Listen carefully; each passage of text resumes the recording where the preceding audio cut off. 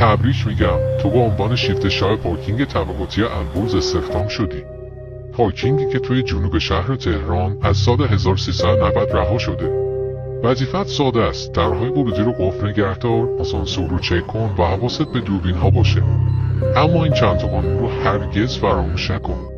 قانون اول، اگه آسانسور خود به خود به طبقه سوم رفت، با هیچ کس صحبت نکن. ممکنه صدای دوستت رو از داخل بشنوی، اما گول اون صدا رو نخور. فقط دکمه توقف رو بزن و بعد طبقه رو خاموش کن. قانون دوم، ساعت 2:12 یه پژو سفید بدون پلاک وارد پارکینگ میشه که چراغش روشنه. هیچ صحبتی باش نکن، چون بعد دیدن چهرهش حتما پشیمون میشی. قانون سوم، سه‌شنبه از راهروی خروج اضطراری صدای کفش پشت بلند میشنوی. سریع در راهرو رو قفل کن و به اتاقت برگرد. این صدا دنبالت میاد ولی تو نباید برگردی.